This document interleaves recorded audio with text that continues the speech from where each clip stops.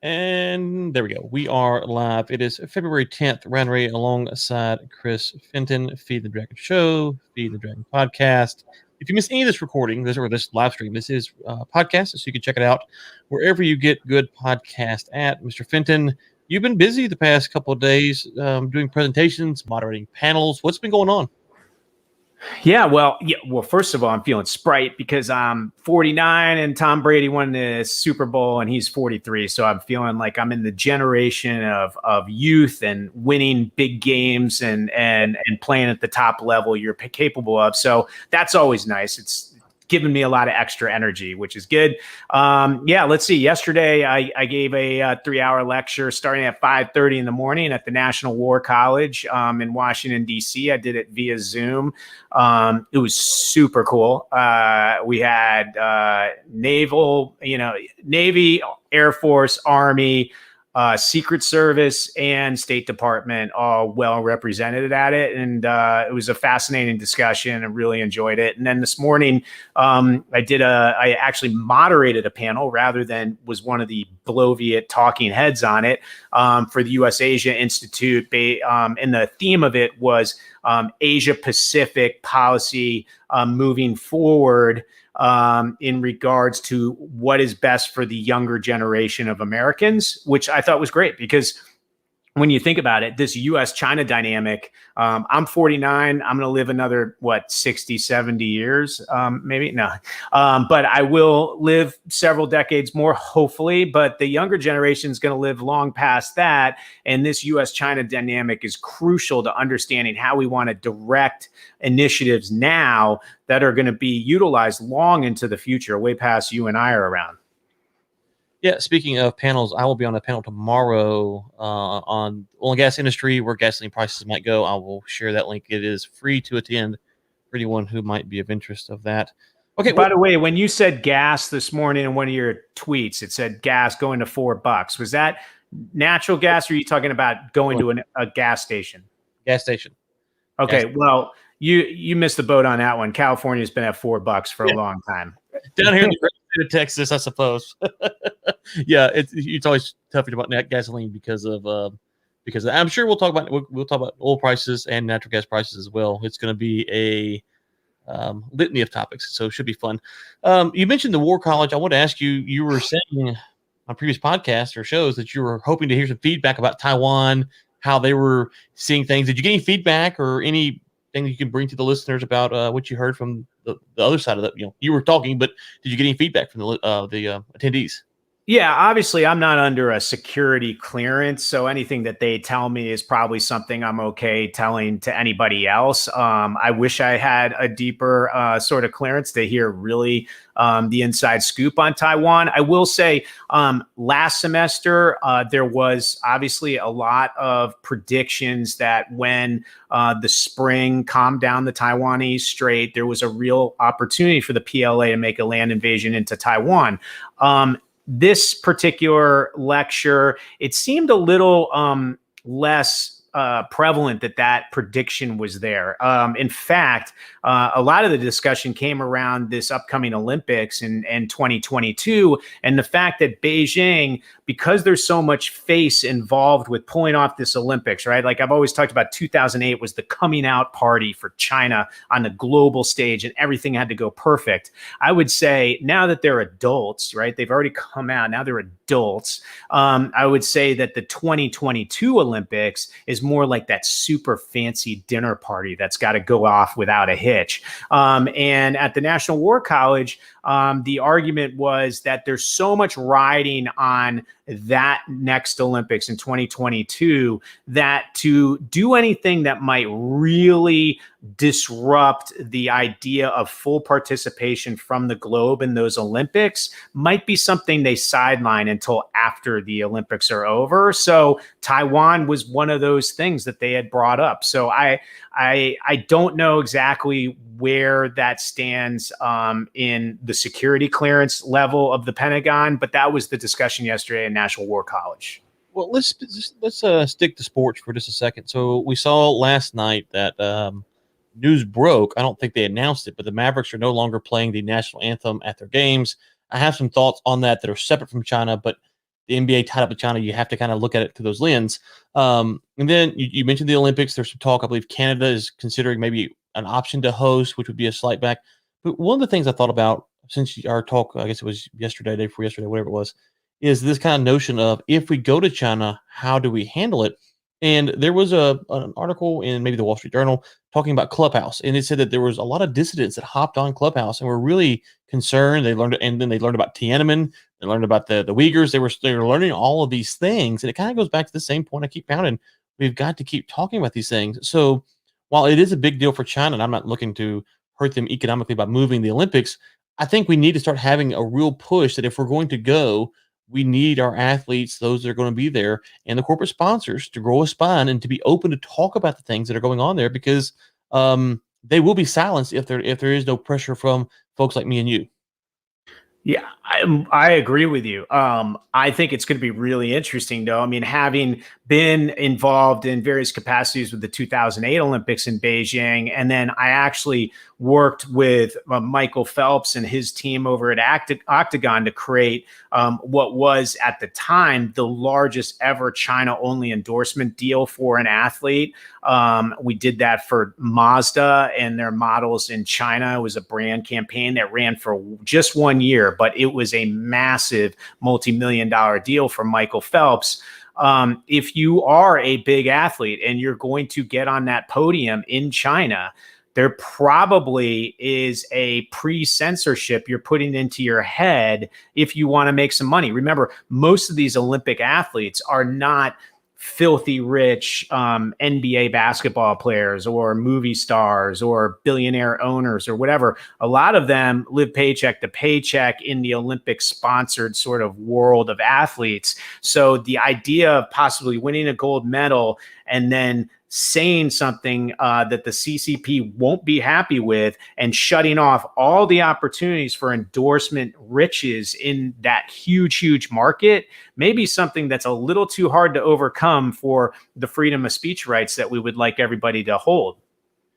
I think you're 100% right, and that's why the only thing that we can do is to talk about it, to put it out there over and over and over again, on some level to normalize the issue. Now, it's not going to be normalized in China, but to normalize it here, because it's just not saturated our talking points, our culture enough here. So I do think that you're right, though, that if you're the bobsled guy or whatever, or the women's figure skater, and you're depending on Wheaties and Nike or whomever, you're going to be hesitant to say anything. So we can start now by putting the pressure on them. And so it was just go ahead. By the way, that's another point you bring up, Nike or Wheaties, right? I mean, so one thing that was in my head is that there's all these Chinese brands and sponsors that might want to hire an athlete to help peddle that brand in that market. But then you also have massive players like Nike, where is if you want to have that endorsement deal with Nike and Nike knows you're persona non grata in China, they might say, hey, you know what? We can't afford to have you on our endorsement list. So, and that would be for a global initiative, right? Not just for China. So it's actually a really tangled web that the more I think about it, the more insane it is to think that we are under this massive encroachment of CCP narrative that everybody's got to live by in order to make a living. Yeah, and so I think the easy thing is, if you're a listener or you have a voice, is to write a letter to the editor, publish a blog, and just simply say, Nike, Disney, whomever, you've come out in our country and said that you won't support politicians who do this, that, and the other. Please take that same stance when we go to China. Again, that's all folks like me and you can do, Chris, is continue to talk about it. But I go back to this point over and over again. If the CCP doesn't want to be talked about, then that's our job, is to talk about it. It seems simple, it seems naive, it seems kind of childish, but if you look at the Clubhouse example, as you said, there was very few amount of Chinese that were actually on there, and they ripped the cord quickly because they are afraid of these narratives getting out there. Well, and then it goes a little bit into, and I don't want to tread into areas that I'm not qualified to talk about. And that's The domestic policy issues that, for instance, Mark Cuban, the owner of the Dallas Mavericks, is supporting through this no longer playing the national anthem before the Dallas Maverick games.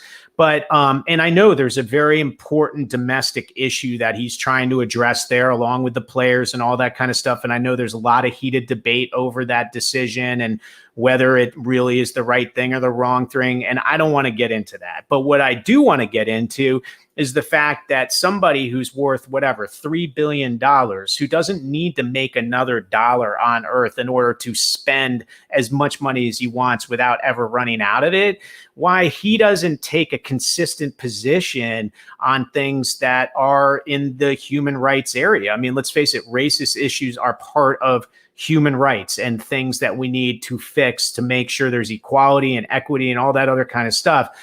Why he doesn't apply that to the NBA's second largest market, which could be its first largest market, let's face it, really, I guess, just bothers me in regards to the hypocrisy. And I get it. He's like, I'm a domestic guy. I'm not talking about international issues that don't affect me directly, but they do affect him directly because the NBA has two massive markets.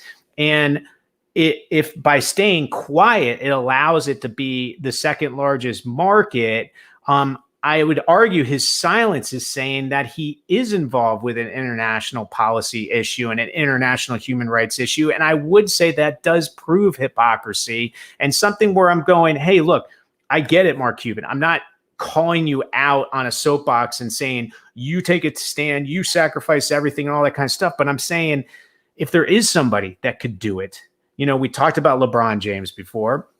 And quite frankly, Mark Cuban's probably worth 3 or 4 times as much as LeBron James.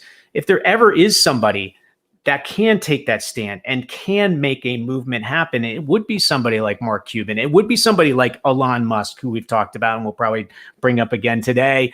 It is somebody like LeBron James. Like, if those people don't do it, then I lose hope that we're ever going to address any of these issues and some of the big ones with China, either on a baby step approach or on a North Star approach. Yeah, two final comments for me is, first, you're right. So what you're calling for is more of a top-down type approach. And what I'm saying is I don't think it's going to happen. I agree for all the reasons that you've laid out. And I'm not in the position to lose hundreds of billions of dollars. So it is easy for me to sit here and say, do it, Cuban. However, what we can do is, as you've said before, is we can give these people strength by talking about it and saying, yes, we support you. We're going to back you. We have your back. Go do this. This is quite easy.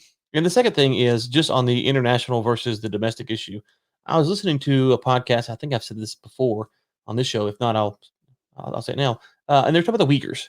And they were saying, well, what is the EU doing about the Uyghurs? And this was late last year. And they said, well, the EU's had a hard time wrapping their head around what's going on, really buying the narrative. They're not sure they're convinced. That's hogwash. I don't buy that for a second. The EU is doing the willful ignorance. So what I don't want to do is give Cuban the willful ignorance. No, I want to put it in his face where he has to address it. He knows. So if he wants to say, I'm a domestic guy, I don't know about all this stuff, I can't. Okay, well, guess what? We're going to talk about it so much that you can't be ignorant of it anymore, because I don't think that the EU is telling the truth, A, but B, the common person wouldn't really know. Okay, well, are they telling? No. So we're taking that option off the table for you, Mark Cuban, LeBron James, Elon Musk, EU. So we're all talking about it. Therefore, you have to talk about it. So I think we agree pretty much on that. Any final comments before we move on? Yeah, well, I would also say, like, I'm sure this latest national anthem thing is going to start pulling in talking heads in Washington, D.C. and politicians of all sorts. And they're going to be calling Mark Cuban out for hypocrisy and all that kind of stuff. I mean, if I were Mark Cuban, what I would do if that sort of grandstanding occurs is essentially say, hey, look, guys, I'll do what you want me to do, but I would like the weight of the nation to back me and back my team and back the NBA so that there's no retaliation. And if there is, there's repercussions for that retaliation, right? I remember when I was with Congressman Lowenthal and Congresswoman Titus and Kirkpatrick in Hong Kong in August of 2019. The AmCham, the American Chamber of Commerce, was there with various C-suite officials in one of these meetings that we had. And they said, look, the Chinese government's starting to ask us, American companies that are in Hong Kong, where do we stand on the protester movement? Are we behind Beijing or are we behind the Hong Kong protesters? And they said, honestly, we don't want to answer that question. And if we do, we want the weight of the nation backing us with that being policy. Because if we just go at it alone, we will be a sacrificial lamb and we will lose all our business in China, which is arguably their largest market, why they're based in Hong Kong. And who knows, they might get kicked out of Hong Kong too, or at least that was the theory back then. So I would say if Mark Cuban gets that angry tweet from Senator Marco Rubio or Senator Ted Cruz or whoever comes out there and starts harassing him about this, I would say, hey, look, guys, I get it. There's a real problem in China that we need to address. And some of us need to start coming out about it and talking about it and saying we don't condone it as a person, as a team, as a league, etc. But if I do that, I need to know you have my back. I'm not going to just do it because you're forcing me to do it. And that's where the strength and leverage of this country can actually start to cure some of these challenges. Did you see the piece from Kevin Garnett in the New York Times? The interview came out, I think, yesterday. I didn't see it. No, I saw a headline about where he said our old generation couldn't even compete with this new generation or something. Yeah. There's a quote in there. It talks about David Stern. If you remember, the NBA put the dress code policy in place, and Garnett, I don't know if he's right or not, but he says that Stern did that because he was getting ready to sell the NBA to China, and so he wanted them to all dress nice and stuff like that. And I thought that was an interesting comment. I've never heard anybody. I always thought it was for U.S. corporate sponsors, and Garnett seemed to think it was tied with China on some level. Any comment on that? Wait, he was going to sell the NBA to China, or he was selling the NBA NBA. Oh, that's it. Well, that's interesting. I mean, because I think of what's that documentary I just watched on Netflix, American Factory, I think it was called, where the Chinese came in and they bought the American factory and they brought it back to life without union wages and all that kind of stuff. And it was interesting seeing how the American workforce like dressed to show up at factories versus how they had the same factories in China and how everybody was sort of prim and proper and wore all the stuff. And it was interesting, how they try to really cultivate like a particular image and a group mentality inside of all of these things. And I guess David Stern was cognizant of that and wanted to make sure that there was a uniformity. Yeah. I'd never heard about it. Again, I always thought it was for Nike or Reebok or domestic sponsors. I never thought about it in China, but Garnett seemed to think it was on some level. I found that was interesting. Okay, you have been asking, and so the Wall Street Journal went out and did a piece on what happened with the TikTok sale. So we've been talking about this, and this is a question that for me, okay, there's a couple things. Should the government be involved? We can have that debate. Another thing is, it is the threat of TikTok really there? Is it, or is it being hyped up? And here's why I asked that question. If the threat is as dangerous as some congressmen have led us to believe, then you could argue they should have done something already. So are you starting to wonder maybe the TikTok threat is a little bit overhyped, or is it just that our government's that inefficient? There's so many layers to that question. I mean, I would say anything that's gathering big data on Americans is a threat. There's just no doubt. There's no way you can argue that the big data that is being stored in hard drives, whether here or there, using algorithms to essentially activate that those hard drive data centers in order to cultivate more views or to steer people down certain rabbit holes, whatever it is, there's no way you can't say there isn't some sort of tech threat to Americans, whether it is today or whether it's going to be something that's used against us in the future. I just don't see the argument that says, oh, this is super safe space. It just doesn't make sense to me. So the question is like, why are we backtracking on it? Now, there's a bunch of issues involved, right? There's the capitalism free market issue, which is, well, government's not supposed to just come in and say, you need to sell something. That's something that happens in China, but it's not supposed to happen here. If it truly is a national security threat, I think we need to actually designate it as such, sort of like with Huawei, and say, okay, now we need to address it in a certain way. The problem is, and this is where, I'm super optimistic about what Joe Biden has placed around him as far as advisors to China, for China. They seem hawkish. They seem on a scale 1 to 10, like a 6, whereas a 10 wants war and a 1 wants everything the same way it used to be. But what happens in DC is lobbyists start to peck and hit everybody that's involved with any of these decision makings, and they start to wine and dine them into softening their position. And there were some major private equity owners and major investors and major money involved with what happened to TikTok. If it was a forced sale, if it wasn't allowed to IPO, if it actually went to Oracle, all these different things. Walmart was the other one. What the lobbyists are saying, how they're influencing this is where I start to feel sort of the willies about it all. Like, it's just not, I know it's not being directed by pure logic, pure practicality of what we really need to do to protect America. It's more influenced by all the other conflicts of interest. And that's where I have a real issue with this. And I think, I would actually say that President Trump had a smart position on something in the big data space. There's lots of other companies, though, we need to apply consistency to, and I'd like to see us carry it out. Yeah, it's tough for me because on one hand, if you take China out of it, we've seen our government use propaganda to really alienate people groups. We saw this in World War II with the Germans and the Japanese U.S. citizens who had nothing to do with the war effort, be put into ghettos essentially.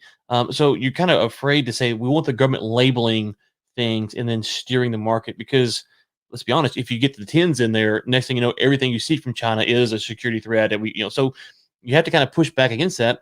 However, to your point, I think it would be naive to presume that the CCP collecting data and having it at its disposal of American citizens is a good thing. And so it's an interesting position to be in, because we don't want to swing one way and we don't want to swing the other way. And I'm not sure exactly, if we need like a Surgeon General's warning. But I would just say this: let's take the government out of it for 1 second. Here's my question to you, Chris: why can't Apple and Android just come out and say, "Hey, before you download this app, it is our opinion that da da da da da da da." Now, I'm if they're taking Parler off of their stores, why can't they just give you a warning about TikTok? Yeah, I don't know what that. It's a weird one. I mean, there should always be. It's even like the CGTN documentaries that air on PBS. There should be just some warning or disclaimer that before it plays. And by the way, I have no problem with PBS getting fully paid for programming to run during certain times, and possibly even making money off of CGTN, which is obviously CCTV, which is owned by China. But they should warn viewers like what they're about to watch and what the potential angle is from that content. The same thing for TikTok. If people want to use it, if they want to go smoke cigarettes, I mean, at least just put the warning label on there and say, hey, here are the issues with what you're about to embark on, what you're giving up, and you should be aware of that going into it. Yeah, I think that's an easy step for big tech to take. Wouldn't offend anybody. Say, especially if you have apps that are tied to government-backed entities, right? So you could just have a standard thing, standard policy, say that this app is owned by the U.S. government, this app is owned by the Chinese government, or in part, or whatever. To warn the user that there is something more than just a private company owning it, because you do kind of expect a private company to take your data and to kind of use it for some kind of purpose. When it's tied to the government, it's a little bit more of an encroachment. Before we go further, and by the way, and what I would argue that it shouldn't be part of like that long, crazy agreement that you got to check the box of at the bottom. It should be a separate card that just flashes on before you use it. That's 3 sentences long or whatever. So it's very, very easy for everybody to understand, the same way a cigarette carton has that warning label on it. It's obvious. It's easy to see. It's not some contractual release that doesn't make sense. Yep. Okay, before we go further, if you are catching the live show, this is a podcast, so you can get iTunes, Spotify, Google Play, wherever you find podcasts at. If you like the show, give us a rating and review. We'd appreciate that. If you're having a problem getting the podcast, let Chris or I know. We'll be sure to send you in the right direction. We do send out a link now that has top 4 or 5 platforms where you can get it at, if you find at the Dragon Theater or at Ryan Ray Sr. Okay, a couple more quick stories. Let's see if we can get to them. Let's go to your world. We've talked about sports. Let's go to Hollywood. from the Los Angeles Times. Hollywood's China troubles aren't going away. Mr. Fenton, this is probably one of the least surprising headlines that we've seen. And we're going to see more of, quite frankly, especially if you go back to last week. We talked about HBO Max. Are they going to run the documentary that's kind of against the CCP narrative? We've talked about Top Gun, all these things. This is going to be a story for some time, it seems like. Well, yeah, and it's a story that you can extrapolate across every industry that comes from the United States that penetrates the China market, whether a product or service. I mean, there's two things that are happening, right? Actually three things. You have COVID during the last year, which has sort of messed a lot of things up. But let's take that out of the equation. You have consumer sentiment in China. Anything American right now has got a negative connotation, the same way we see Americans and their outlook towards the Chinese. So you have a little bit of that negative rhetoric effect and that sentiment towards consumer excitement for any product or service coming from America. One that is really in your face, that's Americana, is the Hollywood movie business. I mean, it's located in the United States of America. Most of the screenwriters and directors and actors and so on are American. A lot of the stories have thematics that have at least roots in the democratic world and possibly the United States of America. And they carry themes and all kinds of other things that feel very American, right? Now, obviously, we've been catering to the China market in a lot of different ways, and that's a whole other story. But there's that negative sentiment towards anything American. That's one of the reasons why we're losing market share in that market.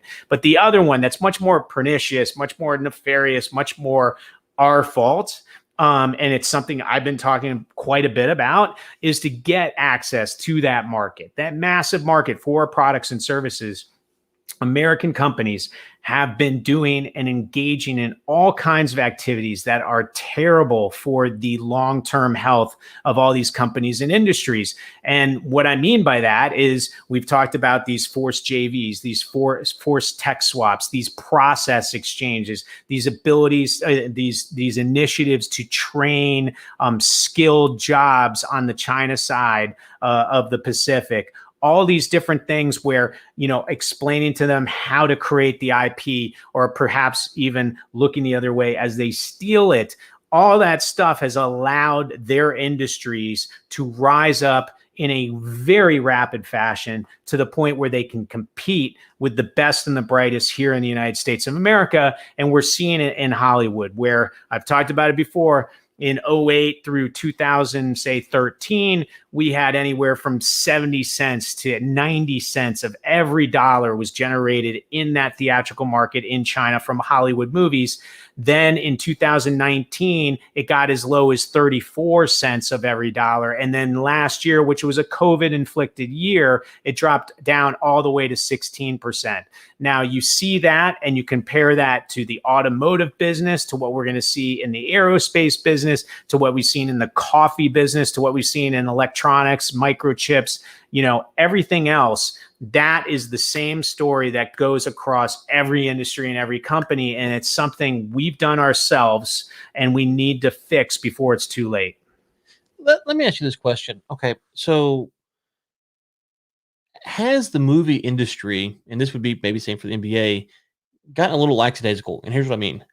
So if you take the China market, and you say, okay, well, we could put out, and I'm kind of using broad terms, and you can correct me here, but let's say we put out 100 movies a year, and we know because we have the China market, and we can make so much money there. Historically, if we put out 100 movies, 50 of them would have made money. Well, now the China market, we're going to pick up 65 or however the numbers work. Has the China market made us a little bit more lackadaisical to where the budgets have gotten a little bit bigger? The risk we're taking with movies or TV has gotten a little bit larger, and so maybe the movie industry needs to kind of trim the hedges, if you will, and tighten up, maybe release fewer movies, but then they can still make quality films, but not as many. Do agree, disagree?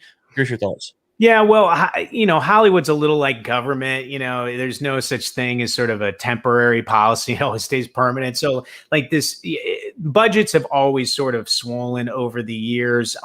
prints and advertising, which is now pretty much advertising and promotion, has also swollen. The amount of cost that it takes to actually release a movie globally is super expensive.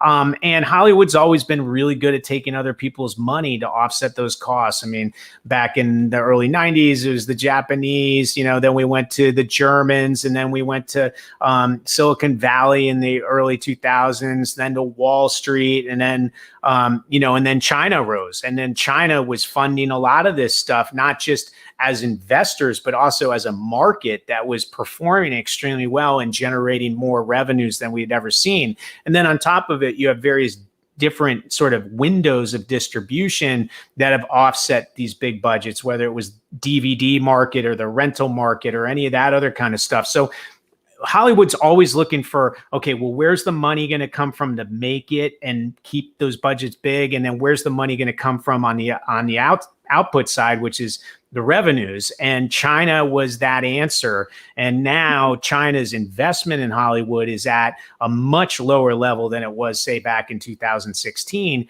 And the market itself, even though it's going to be the largest in the world this year, is not generating much more revenue for Hollywood. In fact, it's coming down quite a bit, and market share for sure is coming down.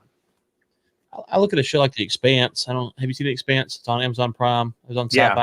It's really well done. I'm not a CGI expert. It's really well done, and it would seem that we could do quality work. I don't think you can get Amazon Prime in China, so it seems like you could put out quality product without having to have the global market. And so I wonder if maybe just tightening the budget a little bit will go a little bit further than we think it will. Well, there are companies that are global, but China's not a part of that global equation, right? Like Amazon and Netflix are two entities that don't use China as a source of revenue for any of their content.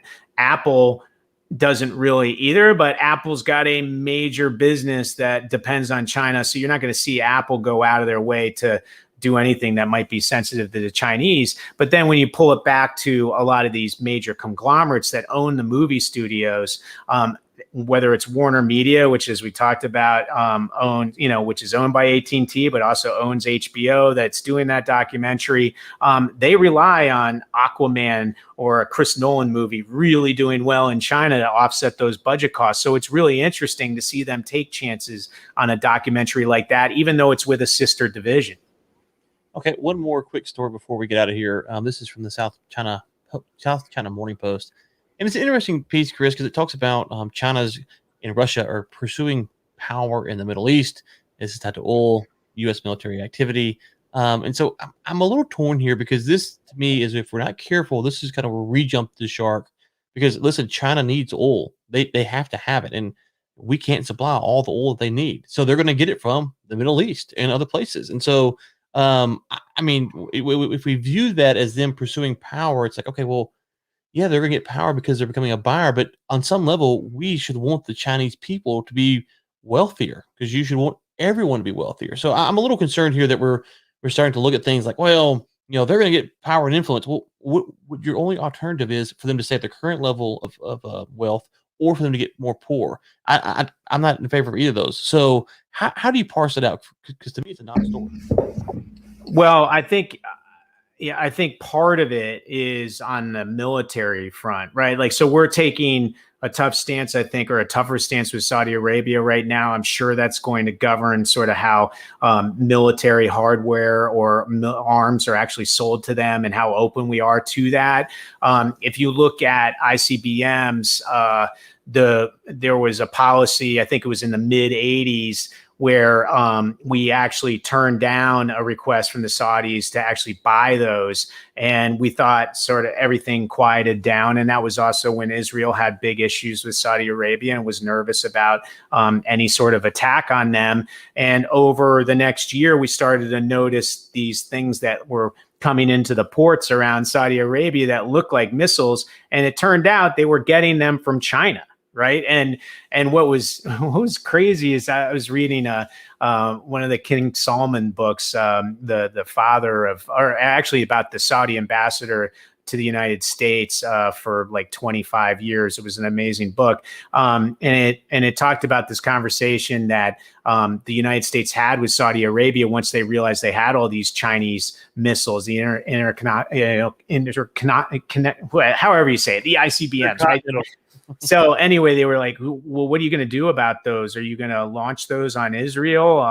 What's the plan? And they said, no, they're just there really to scare off, Saddam and whoever else. I mean, the idea of using them is not really all that attractive to us, because we realize that they're across their range and their actually accuracy is so bad that they might actually land in Saudi Arabia before they get to their intended target. So they actually knew how poorly made these missiles were, but they needed some. So they went to China. So China's going to fill a vacuum there with all these different Shiite, Sunni warring countries and all that kind of stuff. And I think that's the worry, is just a destabilization. But honestly, could it be any more destabilized than what we've been doing? I don't know. I mean, and it's a little closer to China, so I'm sure China wants it more peaceful and restive than anybody. Yeah, I mean, I'll just say this. First off, we were selling the Saudis weapons so they could bomb the folks in Yemen, the Houthis. And so that the fact that the Biden administration stopped that, 2 thumbs up. And if the Chinese want to get in the business of having the Houthis being bombed under their behalf, I don't want that. But I think in America, we've really kind of don't want to talk about what we're doing internationally. If you go back and look at Bin Laden's quotes from the early 90s, he was very much frustrated with how our military presence in the Middle East was, imperialistic, and had these problems. So the blowback and narrative, there's a lot of teeth to that. So if China wants to take our spot and get the blowback, if you will, I don't want to be the one to stop them. And so I think in the U.S., we're sitting here like, well, we're worried about them having control of the Middle East. Well, if you go look at what the terrorists that took down the towers, what they were saying before, they were mad about what we're doing over there, and we're still over there doing those things. So on some level, we have kind of pitched this as we have to had to provide security for the Middle East. I would submit to you that if China wants to get in that business, get ready. That's a slippery slope that I don't think that they're actually ready for, and would cost them dearly. Look, for me, that the chess game of Middle East is way over my pay grade. I am intrigued by it a little bit, but to get too in the weeds on it, I'm not capable of. But I will say that there is a bit of American hubris about wanting to maintain control in all the world affairs. So there's that ego central type of thought process that's going on. And then on top of it, I mean, it's not like China has really earned our trust in a lot of ways to feel comfortable if they're starting to take control of certain regions that we're losing control of. I don't feel particularly good about that. So I'll be curious to see how we play this one out. And I hope the best outcome occurs. Okay. And again, if you miss any of the show, it is on a podcast. We might do a Clubhouse. And if we do a Clubhouse, we're kind of talking through it. We're thinking about doing a Clubhouse where this portion is recorded, and then maybe a little Q&A at the end. So if you're on Clubhouse, be on the lookout for that. Mr. Fenton, anything else? We might do one Friday. I know we're kind of talking about it maybe, but we'll be off tomorrow for sure. Might be back next week. Anything else before we get out of here today? Yeah, I think we should try to do one on Friday since everybody's taking off for Lunar New Year this weekend. So it might be a good one to do, and I'm sure there'll be plenty of news to talk about. But thanks again for everybody watching or listening, and we're really excited about the growing audience here. So thanks again, and just keep an eye out on China. It's an important issue of addressing us all. And with that, we'll talk to you either